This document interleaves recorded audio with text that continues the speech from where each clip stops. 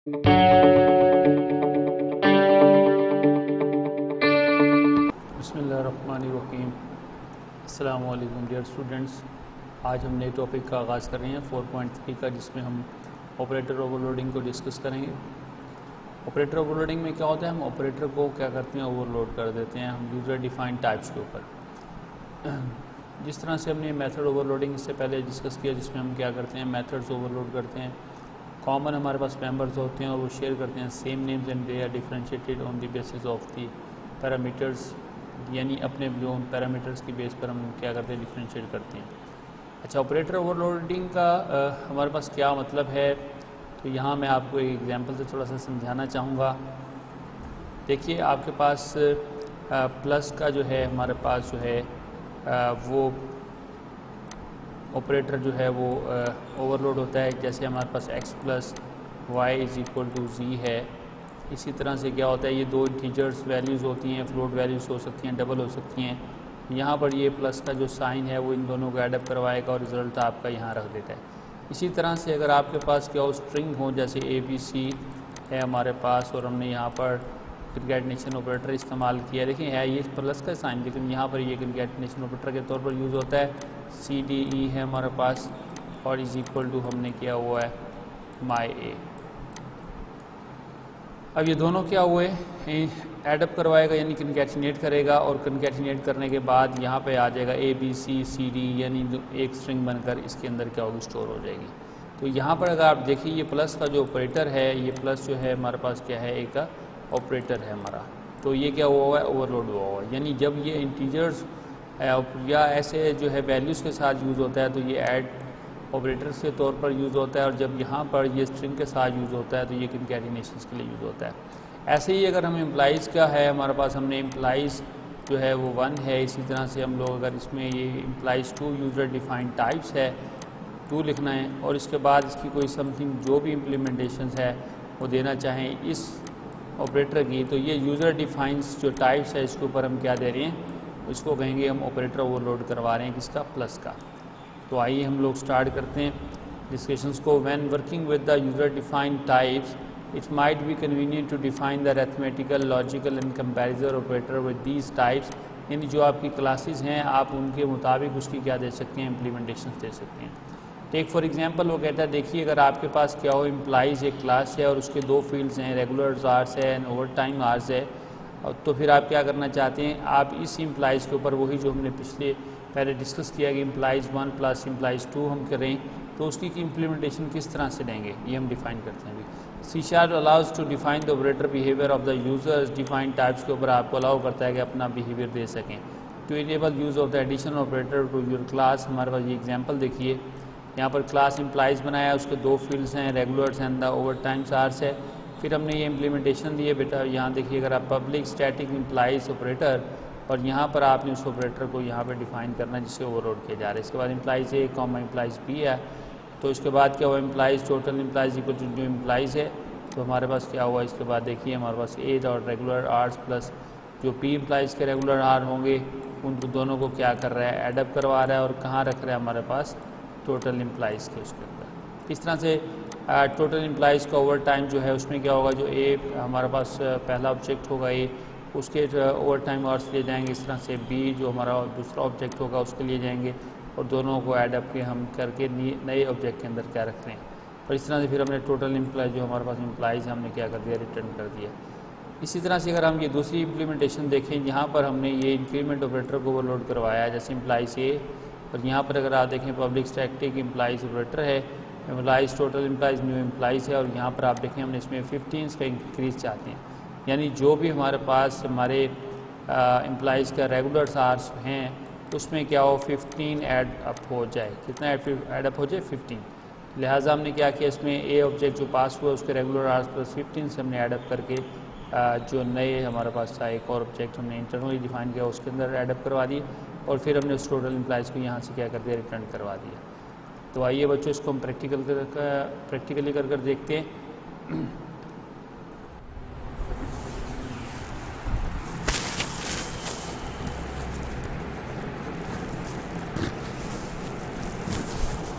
जी class, फिर से हम क्या करते हैं, एक नई क्लास हेडअप करते हैं।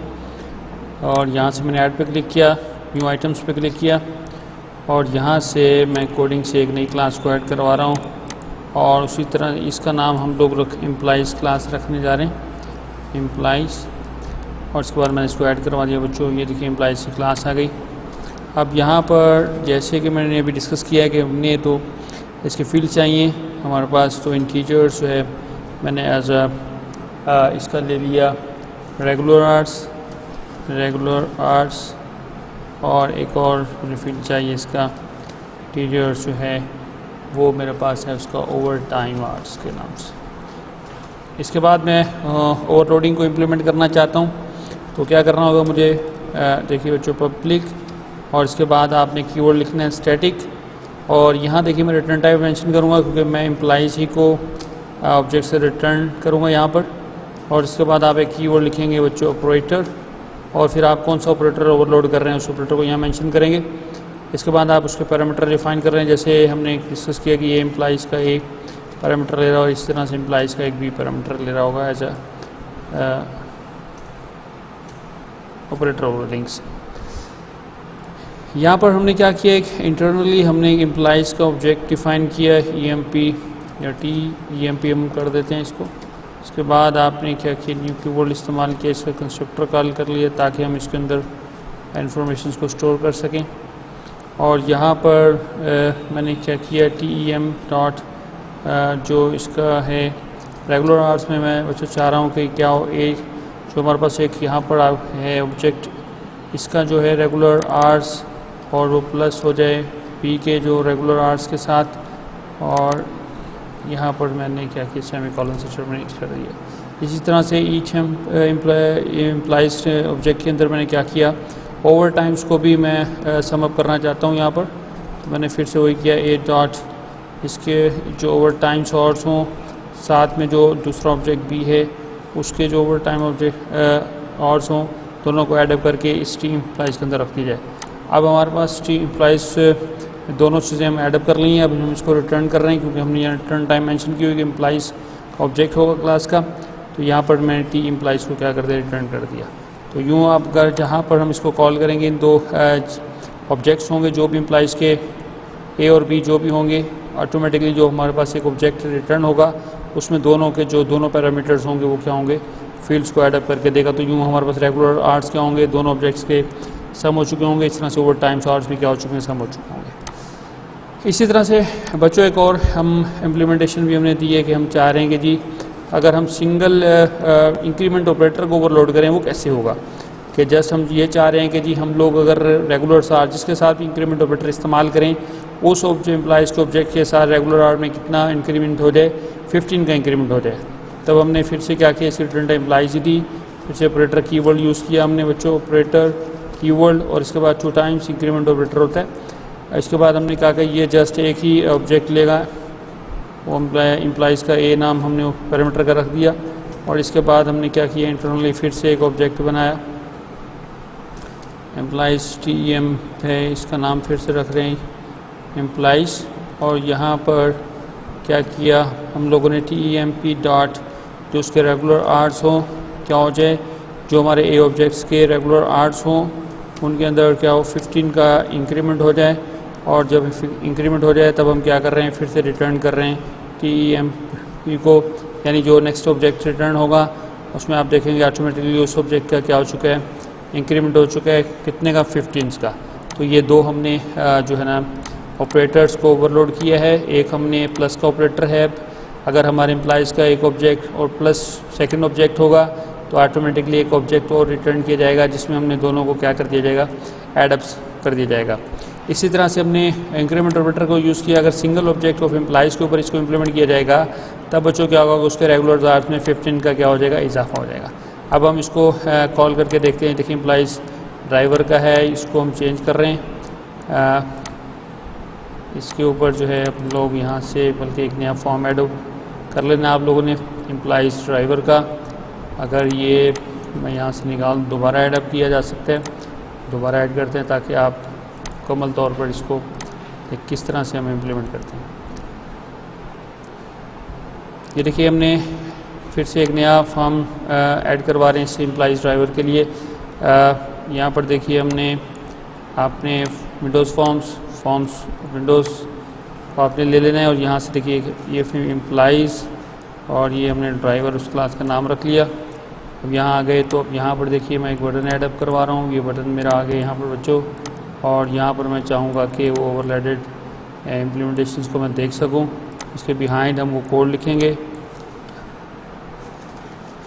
To show the operator overloaded example. मैंने इसके ऊपर डबल क्लिक किया, इसे इवेंट हैंडलर में चला गया और अब देखिए यहाँ पर मैंने एम्प्लॉइज एक EMP1 के नाम से एक ऑब्जेक्ट बनाया बच्चों, और इसी तरह से मैंने एक और ऑब्जेक्ट बना रहा हूँ एम्प्लॉइज़ का employees EMP2 is equal to new employees.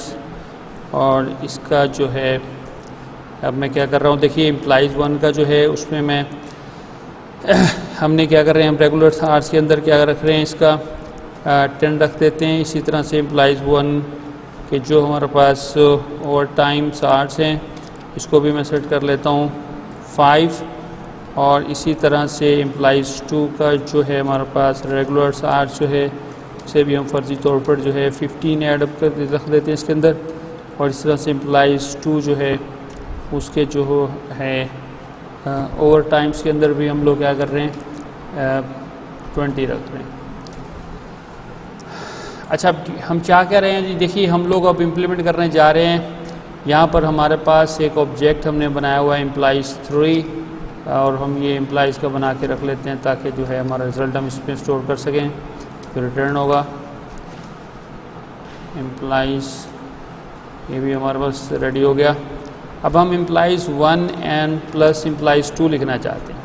अब देखिए करस्पॉन्डिंग जो हमारे पास हमने इसकी इम्प्लीमेंटेशन दी है ऑपरेटर ओवरलोडिंग के अंदर, तो होगा क्या, यानी रेगुलर आर जो 10 है और 15 क्या होगा, एडअप होगा, और वो कितना हो जाएगा 25 हो जाएगा। और 5 और 20 क्या होगा, जब हम एम्प्लॉइज3 को यानी जो इसको रिटर्न होगा वो हम रिज़ल्ट जो है वो बच्चों एम्प्लॉइज3 इसके अंदर स्टोर कर रहे हैं। तो लिहाजा दोनों को एडअप करके जो एम्प्लॉइज3 ऑब्जेक्ट होगा, और जब हम इसका यहाँ पर चेक करेंगे एम्प्लॉइज3 डॉट इसके रेगुलर आवर्स वो कितने हो चुके होंगे, वो ऑटोमेटिकली हमारे पास कितने 25 हो चुके होंगे। तो यहाँ पर क्या होगा 25 हो चुका होगा रेगुलर आवर्स। उसकी वजह क्या है कि एम्प्लॉइज1 के जो रेगुलर्स एडअप हो जाएंगे किसके साथ, एम्प्लॉइज2 के साथ। इसी तरह से इसकी आउटपुट है 25 रहेगी। तो यहाँ पे मैसेज बॉक्स इसको शो करना चाहूँगा, मैसेज बॉक्स डॉट शो, हम इसको शो करवाएंगे और देखेंगे क्योंकि इंटीजर है तो मुझे इसको टू स्ट्रिंग बनाना होगा। मैंने इसको टू स्ट्रिंग बना लिया मैसेज बॉक्स के अंदर।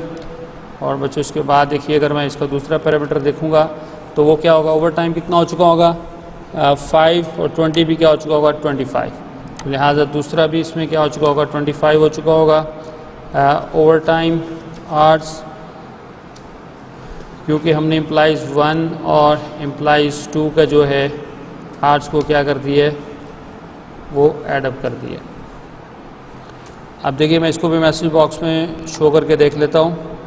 यहाँ पर मैंने इसको पेस्ट कर दिया और यहाँ पर रेगुलर नहीं देखना बल्कि मुझे एम्प्लॉइज़ का क्या देखना होगा, 3 का जो ओवर टाइम है वो आवर्स देखने होंगे। तो मैंने स्ट्रिंग बना के यहाँ पर डिस्प्ले करवाया। अब अगर हम इसको डिफरेंट भी कर सकते हैं लेकिन फ़िलहाल में दिखाएंगे हम लोग आउटपुट में। और इसके बाद जो है फ़िलहाल यही अब मैं यहाँ से प्रोग्राम .cs के अंदर जाकर एम्प्लॉइज़ व्यूवर्स की जगह जो है एम्प्लॉइज़ ड्राइवर को ऑन करूँगा, इस फॉर्म्स को शो करवाया जाए। और यहाँ पर देखिए मैं इसकी आउटपुट देखने जा रहा हूँ बच्चों।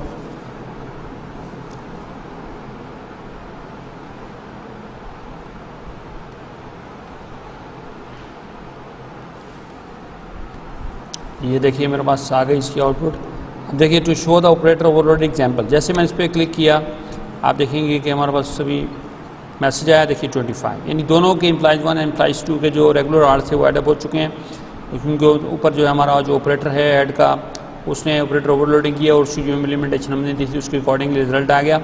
इसी तरह से देखिए दूसरा रिजल्ट आ गया 25। तो इस तरह से बच्चों ओवरलोडिंग को इम्प्लीमेंट किया जाता है। अब हम दूसरे मेथड को भी चेक कर लेते हैं जो हमारे पास क्या था, इंक्रीमेंट के तौर पर वर्कआउट करता है कि वो क्या, उसमें क्या होता है कि हम लोग सिंगल एम्प्लॉइज़ को देखना चाहेंगे। तो अब यहाँ से कुछ मैं ये कमेंट्स बना रहा हूँ, इसको आप अपना प्रैक्टिकली लिख लीजिएगा। देखिए अब देखिए मेरे पास सी जो है ना सिर्फ एक ही बच्चों रह गया है, वो सिंगल इम्प्लीमेंटेशन है। वो किस चीज़ की है, ये साइड पे लगाना होगा। ये देखिए अब मेरे पास एम्प्लॉइज़ 1 का ऑब्जेक्ट रह गया। अच्छा, अब मैं एम्प्लॉइज़ 1 के ऊपर जो है इम्प्लीमेंट करने जा रहा हूँ बच्चों।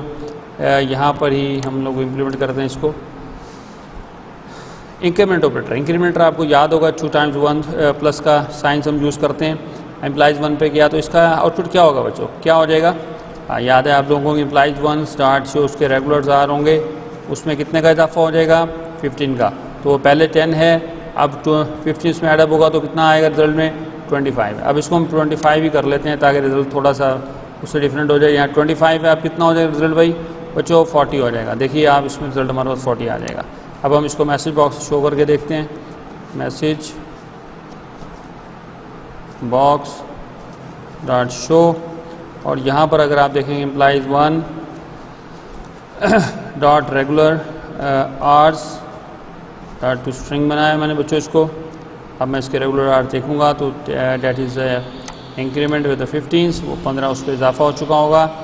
तो आइए अब इसकी भी आउटपुट देख लेते हैं।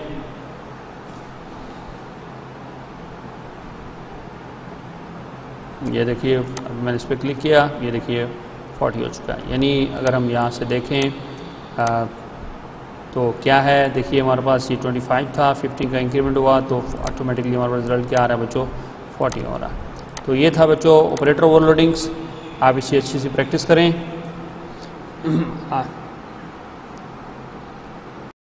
डियर स्टूडेंट्स, आज का लेक्चर यहीं तक। मैं उम्मीद करूँगा कि आप इस लेक्चर को अच्छे से सुनेंगे, इसकी प्रैक्टिस करेंगे। इंशाल्लाह फिर अगले लेक्चर में हमारी मुलाकात होगी।